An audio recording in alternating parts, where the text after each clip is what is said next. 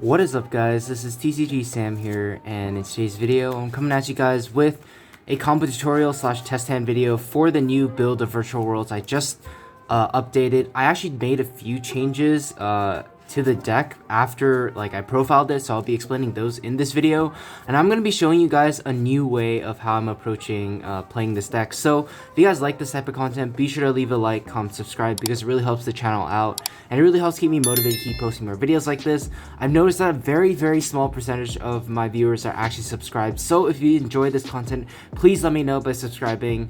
It would really mean the world to me, and it would definitely keep me motivated to keep posting more videos like this. But with that being said, let's just finish shuffling up and we'll hop straight into the video.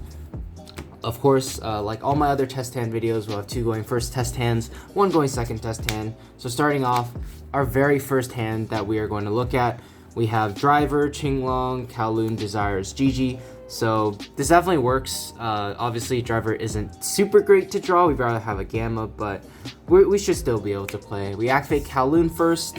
Kowloon is going to grab us our copy of Chuche. I want to get at least one Qinglong out of my deck before I Desires, just because I have one in my hand to reduce the risk of banishing all of them. So GG targets the Chuche. We are going to send a copy of our Qinglong. And then from here, doesn't particularly matter what we banish as long as we don't banish 3 of Lulu or something. So for that reason, I'm going to Desires here first, just to see what we have access to, and then we know what we're going to search off of Qinglong. And that's kind of like a rule of thumb. If you have a search card that can search multiple things, and you have a draw card, you probably want to, unless you're digging for a specific card, you probably want to draw first just to get as much information as you possibly can before searching, so you know exactly what to search off of this.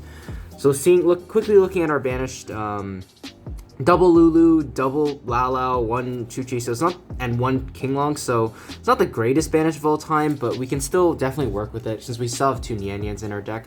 We draw 2/2 Kowloon, which honestly just sucks, but there's not much we can really do about it. So we're gonna start with Qinglong. We are going to add our last copy of Lulu from the deck, and then discard a copy of 2/2.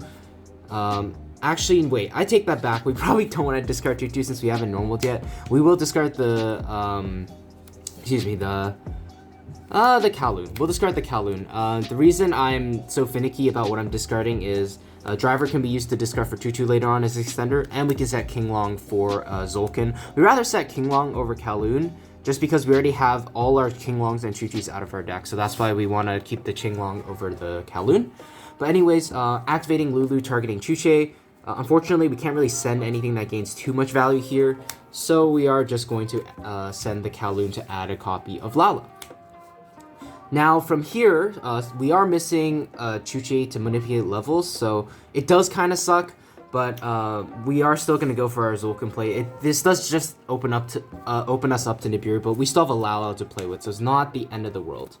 But anyways, we're going to synchro these two into a Coral Dragon. We are about to draw a card, so we are going to turn those two into a Zolkin. Affect a Coral, draws 1 card. Lily, that's pretty good because that's the last name we haven't used yet. Set the Qinglong. At this point, we're going to force out whatever hand trap our opponent has, but assuming they don't have any, we'll summon out our Crystal Wing. And then from here, drawing that Lily was actually really good. Although, I can even show you guys what happens if we didn't draw it. It's we actually don't even really need Lily for the play I'm going to show you guys. We just need this single Lala to resolve. So targeting the Chuche, we want to send Nianyan, just get access to it. Summoning back the Gigi, and then Nianyan's effect is level 3 was summoned. We can summon it back out. And then from here, we are going to synchro these into a copy of Charge Warrior. Chainlink 1 is going to be Nianyan, Chainlink 2 Charge Warrior. Since we don't really want to draw what we're putting back, we're putting back a Virtual World card. We'd rather draw into a non-engine card. We draw into Dark Ruler, which is alright, I guess. It's not the worst thing in the world. But the main thing is we wanted Nianyan to shuffle back our Chuche. And then from here, essentially what I was going to say is, yeah, you don't need Lily to make the play that I'm about to make, but it is I guess pretty nice. But anyways, assuming we don't have the Lily, what I'm actually going to go for here is Beatrice, and this is a play that I would make game 2, because we side in a lot of cards to send off of Beatrice. So essentially this is how it's going to work. If assuming we have these like are all blank cards, what we want to do on our turn is Beatrice, and then you can send any one of these cards that I would side in. So I would side Token Collector against Sword Soul, and Mischief of the Gnomes against pretty much any Synchro XYZ deck. So Sword Soul as well, the mirror matched Virtual Worlds. Before I go any further, for those of you who don't know, this card in the graveyard, I can banish it, and this turn it reduces the level of all monsters in each player's hand by 1, even after they are summoned. So that's very, very powerful against like any XYZ deck, any Synchro deck. So that's just going to completely screw up their levels. So like against Virtual Worlds, essentially it may as well be an Artifact Slipe because it just completely skips their turn. And there's really not much your opponent can do about Mischief of the Gnomes. Like even if they, no matter what they top deck, they can top deck like Red Reboot, DD Crow won't matter because this is a trap you can banish at any time during your opponent's turn. And that's what makes Beatrice such a powerful card, which is essentially the direction I'm trying to take the deck going forwards now. That's kind of what I want to do with this deck. Is to go for Beatrice to send these powerful cards to the graveyard. If you have access to a card like Necroworld Banshee, you can also send that to and banish itself to activate a zombie world from your deck. And that's very strong against the Fluanderies deck. It's also pretty good against the Dragon Link deck as well. I just personally don't have the card, so I can't send it. But these two are the main cards that I would send. Mischief of the Gnomes is a really, really underrated card. Like I said before, it just completely stops XYZ Synchro decks. So keep that in mind. That's essentially what we were going for with Beatrice. We sent this disruption, and I guess I'll explain my reasoning as to why I decided to go with this route. If you play against Virtual Worlds a lot, you understand that they're gonna be putting up a lot of like monster interruptions. So like Shen, Crystal Wing. Sometimes they'll end on Caliga or Dragoon. So people are gonna side cards like Dark Ruler and Forbidden Droplets. And I just don't want to lose to cards like that.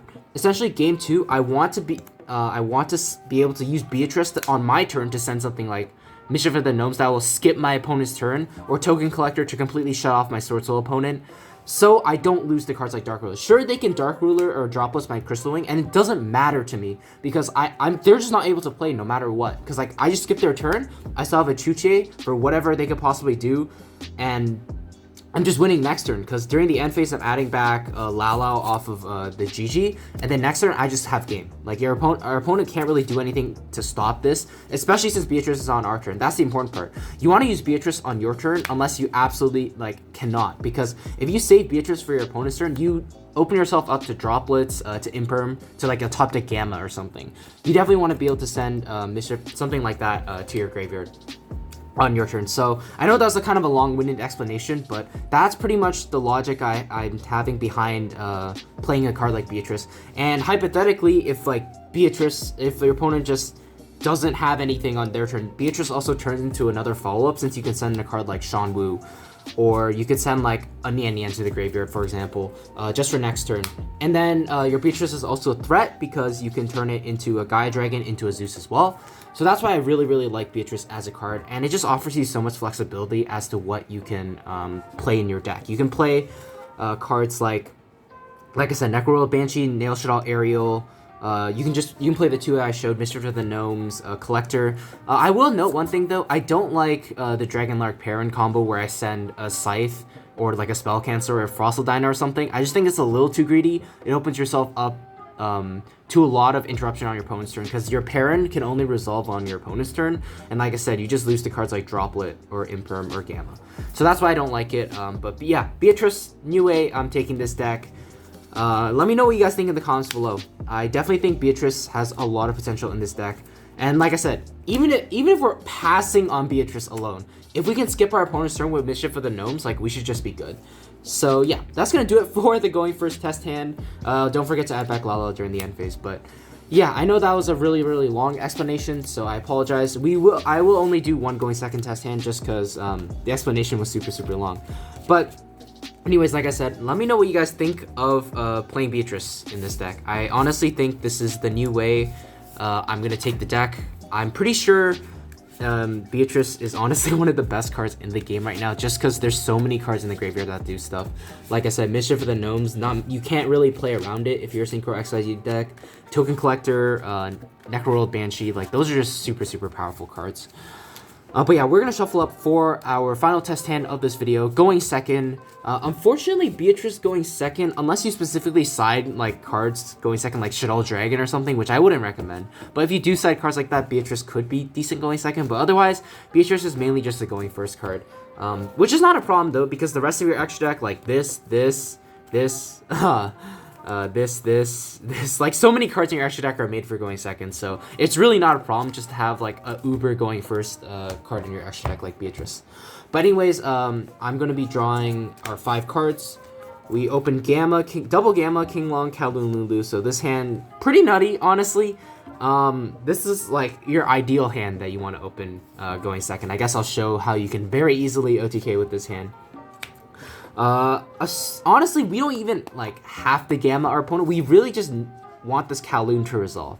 So we can save the Gamma to protect it, because we have a King Long to essentially force out any of our opponent's interruptions anyway. So if they negate it, we have Gamma to stop it. And then Gamma gives us 2 bodies on our turn, which is huge.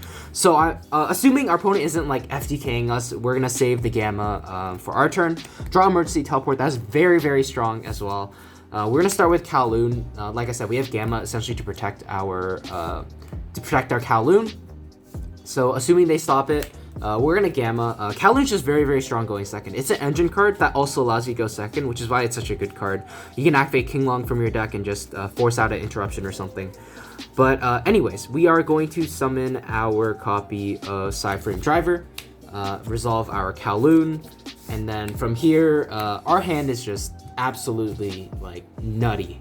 Like even if our opponent has Ash on like Tcg, like I mean, we still have like a very strong like synchro play or XYZ play. So it is what it is. But assuming they have nothing, we're gonna start with Lulu, sending King Long, adding Gigi, and then from here, essentially, you have this Cyframe Gear Gamma, which allows you to cheat out a Crystal Wing without having to go into Zolkin, which is what we're going to do.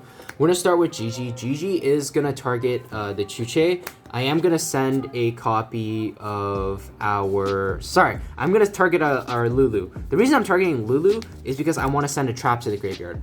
The reason why this is important to do it now before I synchro is whatever name I search off of this has to essentially just target the trap, and I don't really have to commit the King Long to the board unless so I can have something to target.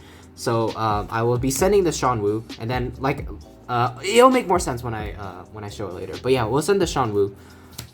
Making our, well, you have a choice of either making Juju if you can fill up your graveyard, or making a copy of Charge Warrior. We are just gonna make Charge Warrior. It really does not matter what we draw here.